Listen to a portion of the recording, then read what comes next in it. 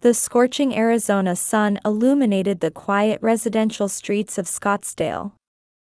In our front yard, my husband Thomas was absorbed in his weekend ritual of gardening. Beside him, my sister Jennifer's children, Emma and Lucas, were splashing and playing with water. Thomas, dressed in a crisp white polo shirt, maintained his reputation as the neighborhood's well-regarded gentleman. With his sturdy build and face tanned from weekend golf, he always wore a gentle smile. Rachel, another excellent week. The Paradise Valley property was particularly impressive. I couldn't help but smile as I read the message from my boss on my smartphone. After 10 years as a real estate agent, I had finally achieved top-tier performance at Berkshire Hathaway Home Services. With my brown hair styled professionally and refined yet understated attire, I had earned the trust of wealthy clients. My efforts were recognized with steady salary increases. Combined with my husband's income from stunt construction, while not lavish, we enjoyed a comfortable lifestyle. On weekend afternoons, we would typically enjoy shopping at Kierland Commons before having brunch at Financial Square. In the back seat of my Lexus RX, Emma and Lucas chatted happily together. 8-year-old Emma was a responsible girl who took good care of her brother. 6-year-old Lucas had an endearing personality that allowed him to make friends easily with anyone. Thank you again for today. While I was cleaning up after lunch in the kitchen, Jennifer approached me, looking tired. My sister, who suited flashy clothes and makeup, had an air of uncertainty about her. Since her divorce 2 years ago, it had become our custom to invite her and the children for weekend meals. My husband and I supported her, as her part-time beautician income at Great Clips was barely enough. With monthly earnings of around $2,000, raising children would be challenging. Don't worry about it. Seeing Emma and Lucas smile is my joy. Even as I said this, something had been bothering me lately. Thomas's behavior had somehow changed. While business trips had always been frequent due to his position as a construction company director, they had increased recently. He was coming home later, and something felt off about his dashing figure leaving for work in his BMW 5 Series. His weekend golf outings had increased, and he had become inseparable from his cell phone, occasionally absorbed in messaging someone.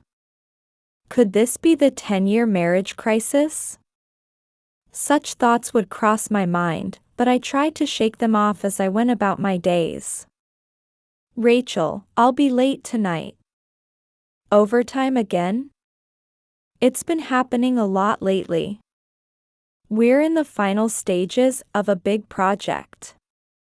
Need to prepare for next month's presentation.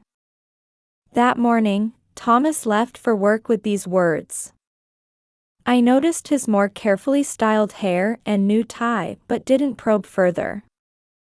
I believed that trust was the foundation of our long marriage. Our joint savings of $150,000 was testament to the trust we had built together. Our home was in a quiet residential area near Paradise Valley. It was a 3-bedroom, 2-bathroom house worth about $500,000, with a well-maintained garden where neighborhood ladies would gather for gardening club on holidays. It was our little piece of happiness that we had built together over 10 years. On weekends, we enjoyed dinners at the Cheesecake Factory and often dined with couple friends at Houston's. In the entryway, a photo frame held our wedding picture alongside smiling photos of Emma and Lucas. Though we had no children of our own, these two were like my own. That's why I had continued supporting them as much as possible after my sister's divorce. The weekly meals and help with their school expenses had become a natural part of our routine. As I was reviewing listings for luxury properties, my phone suddenly rang. A call from Mayo Clinic Hospital. In that moment, an ominous feeling ran down my spine. "Mrs. Wilson? Your husband has been in a car accident." The nurse's calm voice reached my ears. "The injuries weren't serious," she said, "but he needed to be hospitalized for tests." The clock showed 3 p.m. "I'll be right there." As I hung up, I let out a deep sigh. I would need to cancel my property viewing appointments. After explaining the situation to my secretary Sarah, I immediately started my Lexus. The Phoenix cityscape flowed past my window. Recent memories of my husband's behavior flashed through my mind like a slideshow. Late returns home. Increased business trips. Always on his phone. And this morning's careful grooming. The navigation system's voice brought my thoughts back to reality. The journey to the hospital felt longer than usual. After parking, the reception directed me to room 308. My footsteps echoed strangely in the third-floor hallway. I paused for a moment in front of room 308. I noticed my hand trembling slightly as I reached to knock. Taking a deep breath, I opened the door. In the white hospital room, my husband was surprisingly relaxed on the bed. The injuries were apparently just bruises and a mild sprain. And for some reason, my sister Jennifer was there too. She wore an unusually pale expression, quite different from her typically flashy appearance. "Rachel." My sister called my name in a trembling voice. But her words trailed off. A heavy atmosphere filled the hospital room. An awkward silence spread between the three of us. Then, my husband spoke unexpected words. "You've found out about the affair, haven't you? Well, if it's out in the open, there's nothing to be done. Take care of me." Thomas said this with a somewhat resigned smile. It took a few seconds to comprehend the meaning of his words. Please look after me and the children too. Jennifer's poor health. Hospital tests. And my husband's accident. All the dots connected into a single line. I quietly looked at their faces. The faces of my husband and sister whom I had once trusted. I saw no genuine remorse for their actions. Instead, what showed was calculating expectation. 10 years of married life built on trust. The bonds shared between sisters. It felt like they were all crumbling before my eyes with an audible crash. The afternoon sun streamed through the hospital room window where flowers were displayed. The curtains swayed slightly in the breeze. The hospital announcement about visiting hours seemed to be ringing somewhere far away. I slowly adjusted my bag. I felt no need to respond to their words. I simply opened the door quietly and headed for the hallway. I didn't look back. I needed time to think calmly. While stepping into the elevator, I took out my smartphone. The first priority was gathering evidence. Then, preparing for legal action. I had learned from my real estate work the importance of acting strategically rather than emotionally. By the time I left the hospital, the sun was beginning to set. The Phoenix sky was painted in the deep red unique to dusk. As I started my Lexus's engine, I began organizing my next steps. The coming weeks would likely be the most important period of my life. That premonition would prove accurate. But at this point, I didn't yet know the true reason for my sister's poor health, nor the fate that awaited them both. The only thing certain was that our peaceful daily life would never return. The Phoenix night skyline was visible from my living room window. The clock showed 11 p.m. I quietly but meticulously reviewed the bank transaction history on my computer screen. The joint account with Thomas. The $150,000 in savings built over 10 years of marriage. I recorded each movement in a spreadsheet. This is an unbelievable series of transactions appeared. Luxury restaurants, jewelry shops, and hotels. All places never visited during our outings together. The dates were concentrated in the past 6 months. The total came to about $20,000. My experience as a real estate agent had made me skilled at checking detailed figures. The next morning, I secured an appointment with Sarah Johnson, a female divorce attorney. My experience at Berkshire Hathaway Home Services had provided me with connections to excellent lawyers. Mrs. Wilson, I understand the situation. In Johnson's office, I calmly explained the circumstances. She began a detailed explanation of Arizona's laws regarding infidelity. In Arizona, evidence of infidelity is important. However, we should avoid emotional actions. I nodded quietly. I had already formulated an action plan. First, transferring funds from the joint account. Opening a new account and moving $100,000. The lawyer assured me this was within legal bounds. Let's also change the credit card limits. Next, I went to the home office. Checking my husband's documents was heart-wrenching, but necessary. There, I found a stack of hotel receipts and backup data from my husband's computer. The password is our wedding anniversary date. An ironic choice. Email histories were revealed one after another. Exchanges with my sister. Meeting arrangements. Expressions of love. Each character on the screen shattered 10 years of trust. I sighed deeply while saving screenshots. More than enough evidence had been gathered. Next was building economic defenses. Your new account at Wells Fargo has been opened. The banker's voice came through the phone. Credit card limit changes were also complete. Expense record organization was finished. With this, immediate financial defenses were in place. However, the most difficult challenges lay ahead. Dealing with my sister, Anne, Emma, and Lucas. The children were completely innocent in this situation.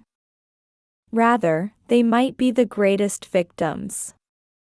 Let's reduce the support payments gradually. In my second meeting with Attorney Johnson, we discussed how to handle my sister's family. We planned to gradually reduce the monthly support over 3 months. Sudden changes would have too great an impact on the children. I should contact our parents soon. Just as I reached for my smartphone, an email notification arrived. A PDF bill from Mayo Clinic Hospital. An attached diagnosis report issued in my sister's name. I was speechless at the diagnosis results written there. 2 months pregnant. The room's air seemed to freeze instantly. The characters on the screen blurred before my eyes. My sister's poor health. Hospital tests. And her strange behavior on the day of the accident. Everything connected with cruel clarity. This too, as evidence. With trembling hands, I pressed the printer button. The diagnosis copy quietly ejected. That night, I cried for the first time. But it would be the last tears. Tomorrow would begin the fight for a new life. Without being swept away by emotions, but planning and acting with certainty. Looking up at the family photo hanging in the study, I steeled my resolve. For Emma and Lucas's smiles. And most of all, for my own life. This was no time for weakness. The real battle was just beginning. The next morning I woke up early and applied my makeup more carefully than usual. A black suit with understated pearl necklace. The calm, composed expression I had cultivated in sales. The coming weeks would be the most important period of my life. Then, shall we move to the next phase? In my third meeting with Attorney Johnson, I quietly nodded. Bright light streamed through the office window overlooking Phoenix. An envelope arrived at Sunt Construction's HR department. There was no sender name. However, its contents would create significant ripples in the company. As evidence of inappropriate relationships. The envelope contained hotel receipts from the past 6 months. Company credit card usage history. And email screenshots that would serve as decisive evidence. Personal use of expenses exploiting his position as director. Clear violations of company ethics regulations. That afternoon, Thomas received an emergency summons. An inquiry from HR. Though he was given a chance to explain, the evidence was too clear. Immediate suspension. And salary hold pending investigation. However, this was just the beginning. Around the same time, I was meeting with Attorney Johnson in my living room. Preparations for divorce mediation were steadily progressing. Property division calculations. Grounds for compensation. Everything was prepared in legally perfect form. Mrs. Wilson, regarding the proposed settlement amount. The document the lawyer pointed to showed the figure of $50,000. This amount considered Thomas's misappropriated funds and future living compensation. And this amount carried another meaning. That evening, my parents visited. Dad, Mom. My parents' expressions were hard as they were shown into the living room. They seemed to have already grasped the situation. My sister's pregnancy. My husband's betrayal. No explanation was needed. Our way of raising. Mother's voice trembled. Father sat silently.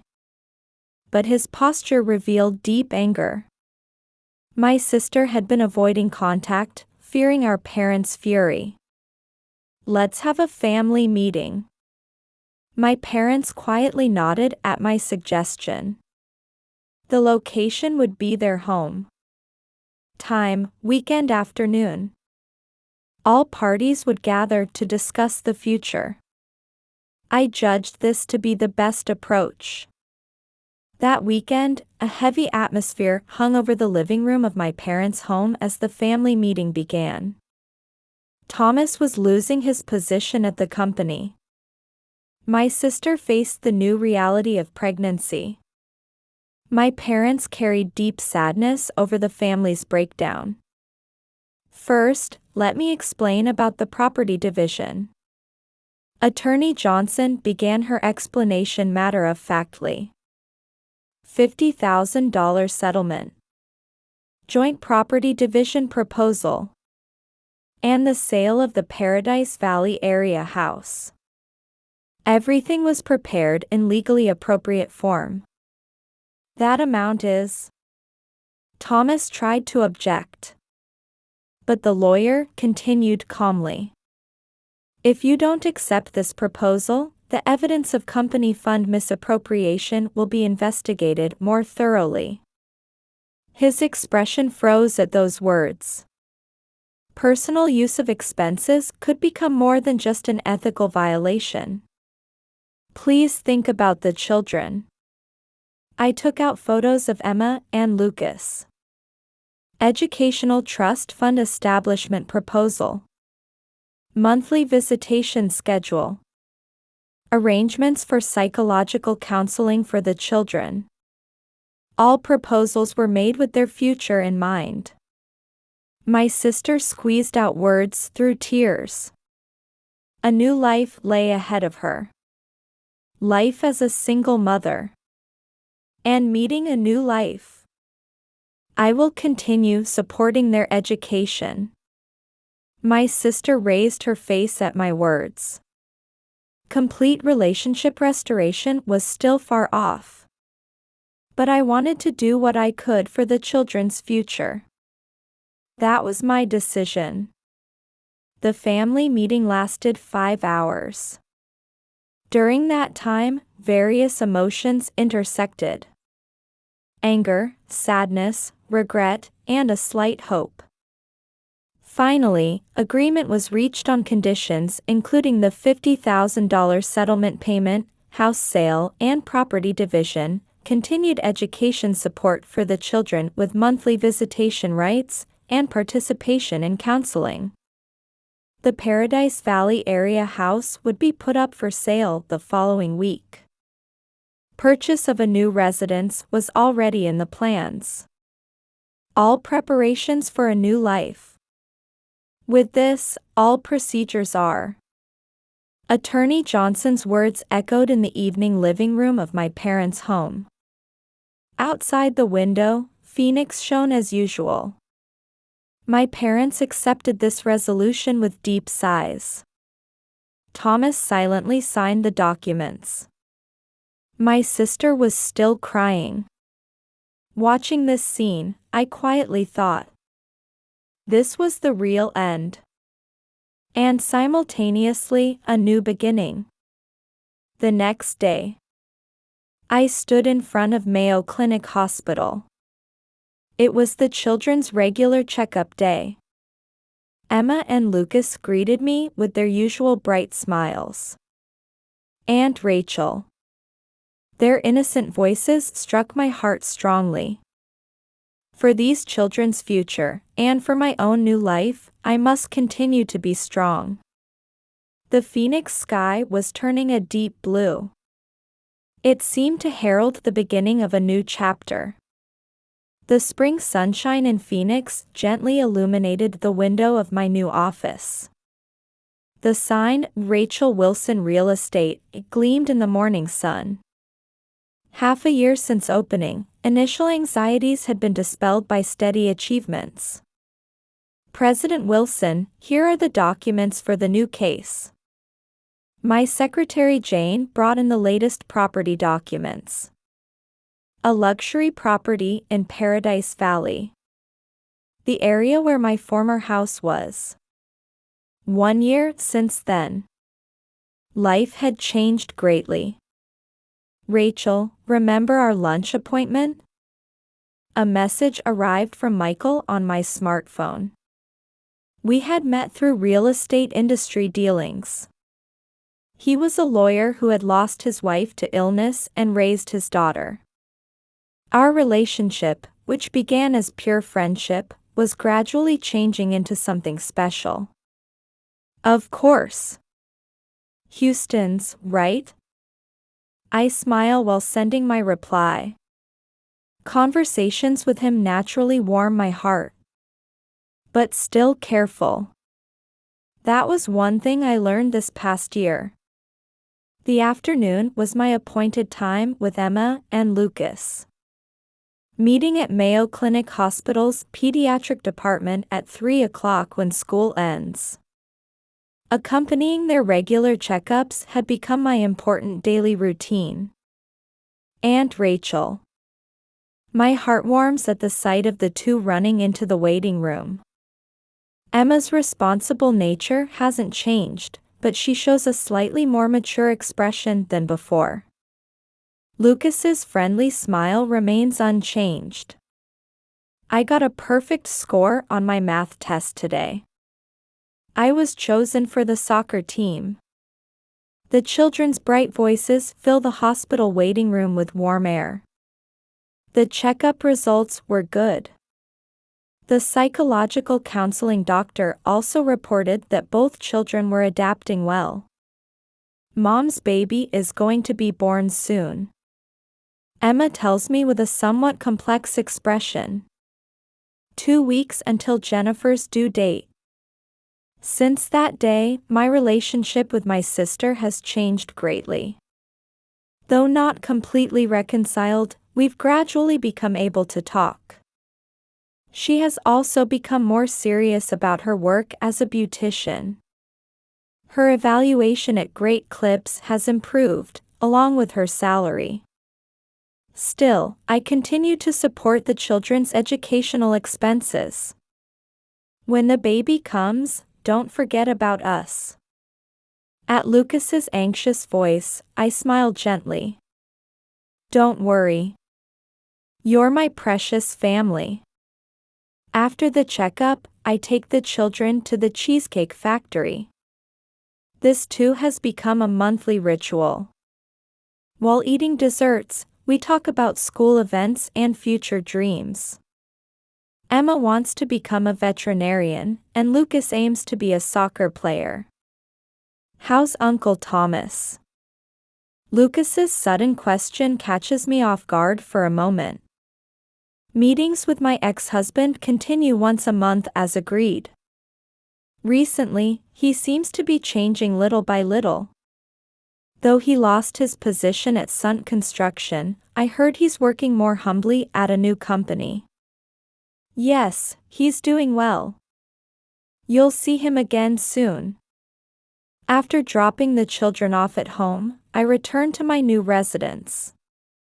It's been about 10 months since I moved from Paradise Valley to a new area in Scottsdale.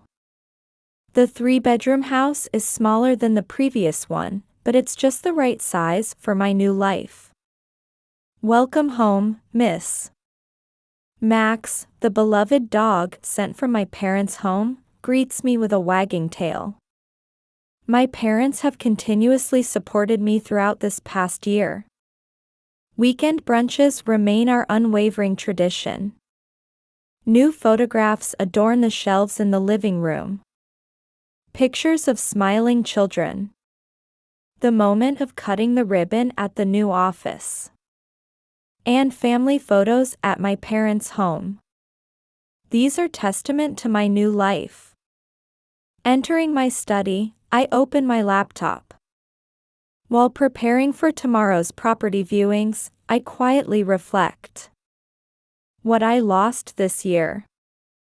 And what I gained. I lost a 10-year marriage. A trusted husband. And the casual relationship with my sister. However, what I gained is also significant. Confidence as a business owner. True independence. And above all, my own strength. My life is my own. Looking out the window, Phoenix is bathed in twilight. The spring breeze gently rustles the fresh green trees. Tomorrow, a new day begins. My smartphone lights up. A message from Michael. Got the dinner reservation for tomorrow. We should be able to talk at length. I smile as I send my reply. There's no need to rush. Everything at my own pace. And I will absolutely protect the future of these innocent children. I quietly engrave these words in my heart. This is the guiding principle of my new life.